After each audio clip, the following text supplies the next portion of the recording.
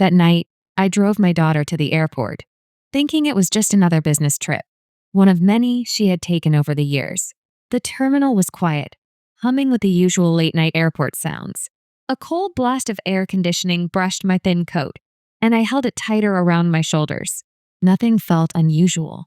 Nothing suggested my life was about to shatter. My name is Era Binham, and I am 70 years old. I live with my daughter, Candace, and my grandson, Devin. We have lived together ever since we lost my son-in-law Reggie in a tragic car accident 3 years ago. That loss left a wound in all of us, especially in little Devin. Once lively and talkative, he changed after that day. He became observant, quiet, and incredibly aware of every little thing around him. At only 7, his eyes felt older than his years. We arrived early at Hartsfield-Jackson Atlanta International Airport. The terminal wasn't crowded, just scattered travelers dragging suitcases and murmuring into phones. Candace checked her boarding time, smoothed her crisp business coat, and gave me a practiced smile. "It's just 3 days, Mama," she said gently. "Please take good care of Devin. And remember his medicine." She bent down, brushed Devin's hair back, and kissed his forehead. He clutched his dinosaur backpack and stared at her with quiet intensity, not sadness, not rebellion. Something else. Something I couldn't yet name. Candace stood and hugged me. Lately, our hugs had grown mechanical, polite, brief, hollow. She walked toward the gate, heels clicking, shoulders straight, head high. A successful woman with places to be, and a growing distance between us. As soon as her figure disappeared into the crowd, I squeezed Devin's hand. "Come on, sweetheart. Let's get to the car." He walked beside me in silence. Silence was normal for him, but tonight it felt heavier. Inside the dim parking garage, only a few yellow lamps cast soft pools of light. I pressed the car key, and the headlights blinked. We started walking, until suddenly, Devin yanked my wrist so hard I stopped in my tracks. His tiny fingers trembled and dug into my skin. I bent down, startled. "Devin, what is it?" His face was pale. His eyes were wide with fear. With a shaky whisper, he breathed, "Grandma, don't take me back to the house. Please believe me." I blinked, confused. "Sweetheart, it's okay. It's just us for a few days. We'll be fine." He shook his head hard. "No." His voice cracked. "We can't go back. Mama was talking in the office this morning. She said everything is ready. After we fall asleep, she said, make sure there are no mistakes. The gas has to look like an accident." My heart stopped. For a moment, I couldn't breathe, couldn't move, couldn't think. His words echoed like thunder. Gas. Accident. Us. I wanted to dismiss it, to tell myself he misunderstood. But the terror in his eyes was real. And deep inside, memories surfaced. Small things I had brushed away. Candace whispering late at night in her office. Strange documents hidden quickly when I entered. Her sudden obsession with finances. Her distant behavior. Pipes in the kitchen she insisted on fixing. Little whispers my heart ignored, now screaming the truth. I cupped his cheek, my voice barely steady. "Okay, baby, I believe you. We are not going home tonight." Devin exhaled in shaky relief. That look, raw fear turning into fragile hope, erased every doubt I had left. I buckled him into the car, though my own hands trembled. My daughter, my own flesh and blood, planning harm? It felt impossible. But a child does not invent words like those. And sometimes, mothers go blind to the shadows inside their children. We drove without destination, just away. Away from the house. Away from danger. Devin soon fell asleep, exhausted by fear he never should have carried. At a quiet 24-hour gas station, I stepped out to buy a thin cup of coffee. My phone buzzed. "Candace." My pulse spiked. I answered. "Hey, Mama," she said sweetly, too sweetly. "Where are you? You should have been home by now." A shiver crept up my spine. How did she know I wasn't? "Oh, we stopped for dinner." I lied. Devin was hungry. "Where?" "That place near the mall?" She asked casually, but the tone was sharp, probing. "Yes." A flight issue came up. They rescheduled for the morning. "I'm heading home." Candace never had flight issues. She planned everything. See you later, darling. I replied softly, heart racing. Take your time, she said. Enjoy your night. She hung up. I stared at the phone, and in that moment, I knew she was checking on me. She wanted to know if her plans still held, and she knew we were not home. Devin stirred in the back seat. Was that Mama? Yes, I whispered. She's coming home. His face turned white. She knows Grandma. I swallowed hard. Tell me exactly what you heard. He sat up, far too grown for his age. She said, 3 days is enough for it to look like an accident. The gas leak will happen at night.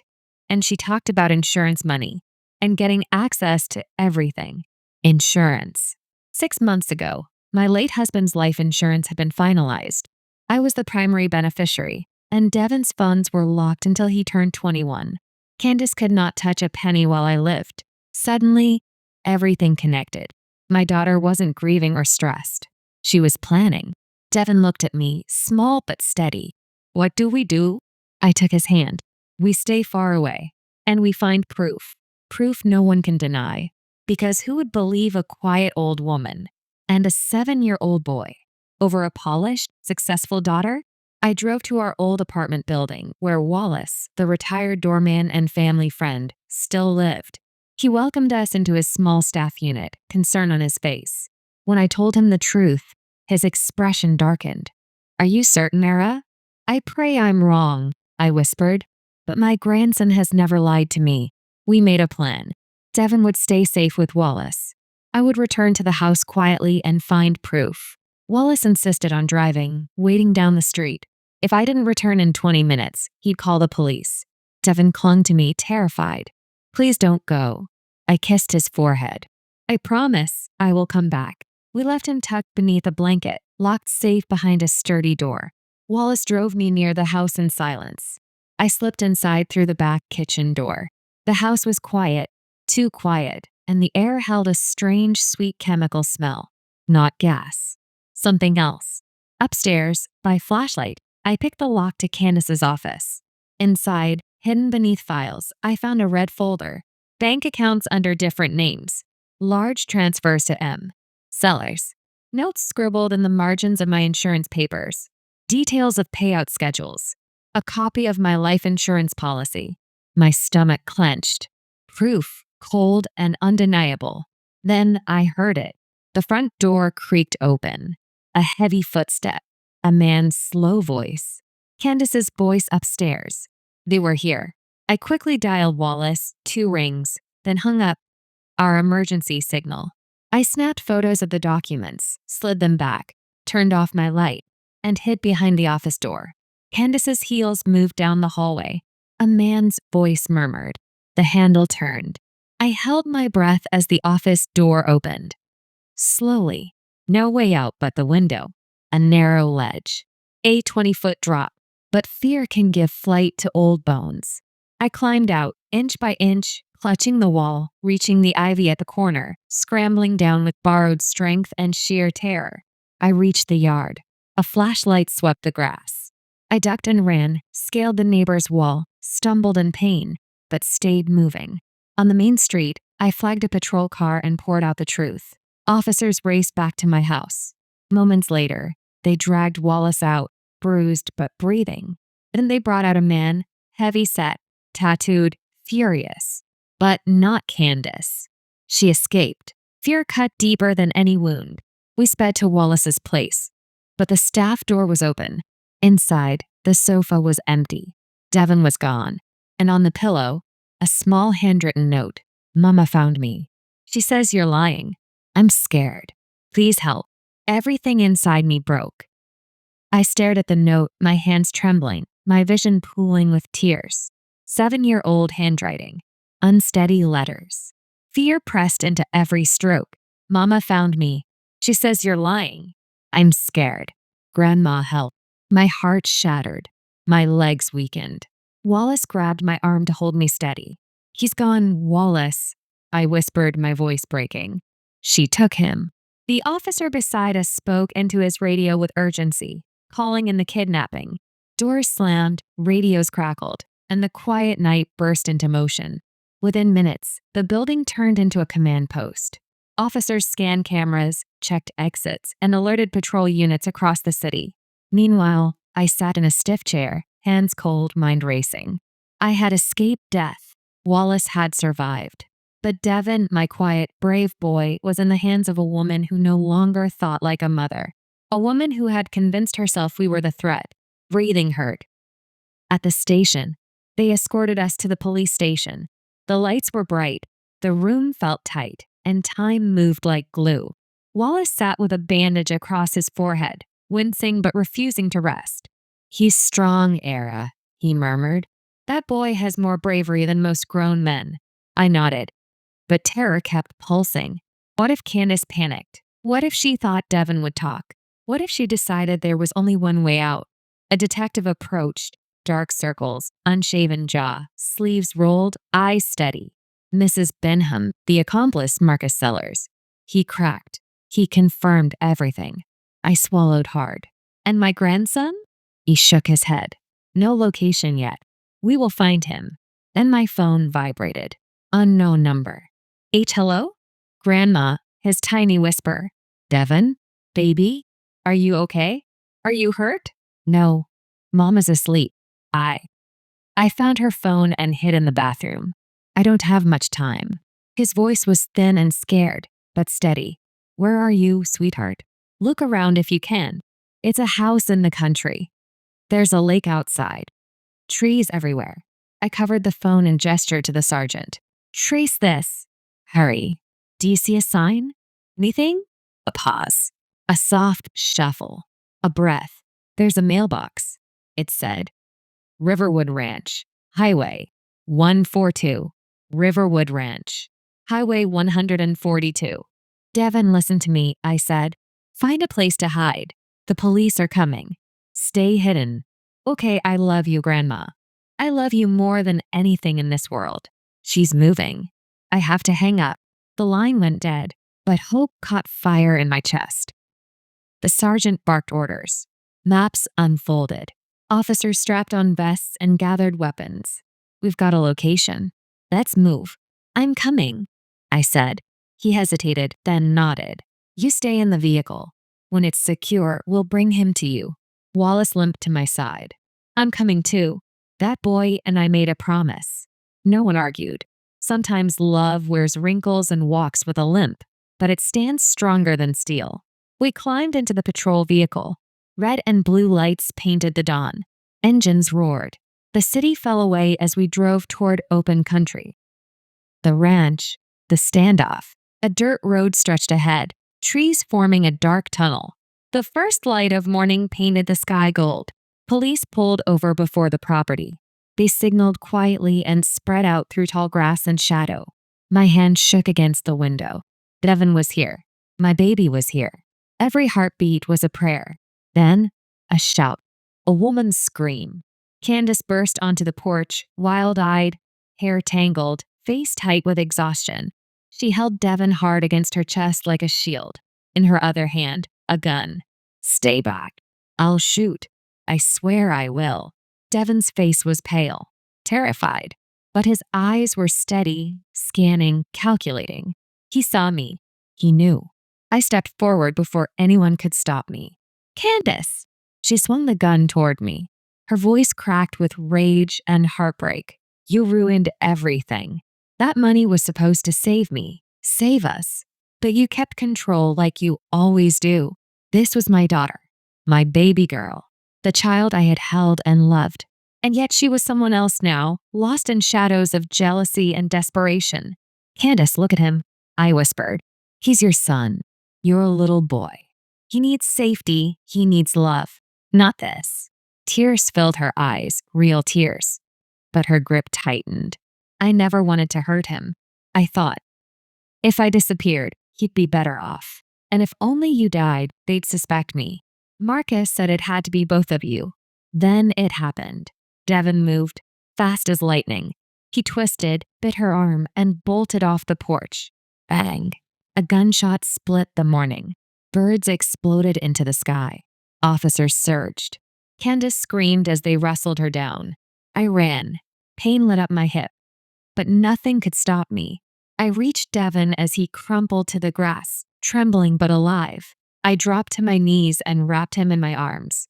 Grandma, you came. Tears blurred my vision. I kissed his hair, his forehead, his shaking hands. I will always come for you. Always. Behind us, officers cuffed Candace. She stopped fighting. Her chest heaved. She looked at me, eyes hollow, lost. She opened her mouth like she wanted to speak, but no words came. They led her away. I held Devon tighter. The sun rose behind us, bathing the world in gold. A new morning, a new beginning, born out of fear, love, and a child's courage. The ambulance doors closed softly behind us. Devon sat wrapped in a blanket, a small, trembling bundle of courage. Paramedics checked him gently, their voices calm. But his eyes never left mine. Even after everything, he clung to my sleeve like I was the anchor keeping him from drifting back into the nightmare. When they cleared him, the officer who guided us through the chaos stepped close, serious but kind. "Ma'am, you saved him. And he saved you. That child is remarkable." I looked at my grandson's tired face, pale but safe, and whispered, "He's my miracle." Back at the station, hours blurred into paperwork, statements, and quiet conversations about charges. Wallace sat beside us, refusing to leave despite his injuries. "That boy needs familiar faces," he said, and I promised him I'd stay. Devon leaned against me, eyelids heavy, but each time they closed, they fluttered open, afraid he'd wake alone. I stroked his hair. "Rest, sweetheart. I'm here." He finally slept in my lap. The detective returned with a folder. "Marcus. Benham. The evidence is strong." Marcus confessed. "The paper trail you photographed is undeniable. Your daughter will face charges." I swallowed. Knowing didn't make it hurt less. "Attempted murder, conspiracy, kidnapping," he continued. "There will also be a psychiatric evaluation. We believe she may have a severe personality disorder." I nodded slowly. It didn't excuse anything, but it explained the darkness I missed. Seeing Candace. When officers said she wanted to see me, I hesitated. Mother and survivor battled inside me. Then I stood. I need to look her in the eye. For my grandson and for myself. They led me to a small room. Candace sat handcuffed, her polished calm replaced by exhaustion. She lifted her eyes. No anger now, just defeat. "Mama," she whispered, "I didn't expect you to come." I sat across from her, decades of love and heartbreak folding together. "Why?" I asked softly. "Why did it come to this?" She stared at her hands. I felt trapped, drowning in debt, watching everyone else move forward while I stayed stuck. The insurance felt like a way out. Money, greed, pressure, pain, all twisted together until she couldn't see right from wrong. "And Devon?" My voice cracked. "He's your child, your baby." Tears slid down her cheeks. I thought, if I was gone, he'd be better off. And if only you died, they'd suspect me. Marcus said it had to be both of you. My stomach nodded. So twisted, so far from the girl I once held. "You could have told me you were drowning," I whispered. "I would have helped. You would have controlled it," she said quietly. "Like you always do." There it was, the wound she carried, real or imagined. It festered until it destroyed her. I stood. "I will raise Devon. I will protect him. And I will tell him you loved him before this sickness consumed you." Her face crumpled, shame, grief, and remnants of love tangled together. "I'm sorry," she choked. "Tell him I'm sorry." "I hope one day you find peace," I said. "For him. For yourself." I left without looking back. Sometimes the only way to save what remains is to let go of what's already gone. A new home. Weeks passed. Court hearings. Psychiatric evaluations. Therapists speaking softly to Devon. Nights when he woke crying, sure he heard footsteps or whispers. We left the old house behind. Too many ghosts lived there. With Wallace's help, we moved into a small, sunlit apartment. 2 bedrooms. Soft curtains. Warm light through the windows. A home built on peace, not secrets. On our first night, Devin stood in my doorway holding his pillow. Grandma, can I sleep with you tonight? I opened my arms. You never have to ask. He curled against me, his heartbeat soft against my shoulder. Are we safe now? I kissed his forehead. Yes, my love, we are safe. And we are free. The question every heart dreads. After a therapy visit, Devin looked up at me, eyes wise beyond his years. Grandma, why did Mama want to hurt us? Didn't she love me? I sat on the edge of his bed and took his hand. Devin, your mother is very sick in her mind. She doesn't see the world clearly anymore. She forgot how to love the right way. Will she ever get better? I hope so, I said. But no matter what happens, you are safe. You are loved. You did nothing wrong. He nodded and rested his head on my arm. Thank you for believing me. That sentence broke something inside me and healed something else at the same time. I will always believe you, I whispered. Always. And I meant it with every part of my soul. Final reflection, a grandmother's lesson. Weeks later, I watched him giggling, playing with toy dinosaurs in the sunlight. Trauma doesn't disappear, but children move forward with a purity adults forget. He taught me something priceless. Wisdom does not always come with age. Sometimes it comes in the smallest voice, a whisper in a dark parking garage that says, Grandma, please believe me. I listened. Because of that, we survived. We saw another sunrise. We were given another chance at life. For however many years God gives me, I will fill his days with safety, comfort, and love. The world nearly took us, but love saved us. And sometimes, the bravest hero in the story is a child holding your hand in the dark,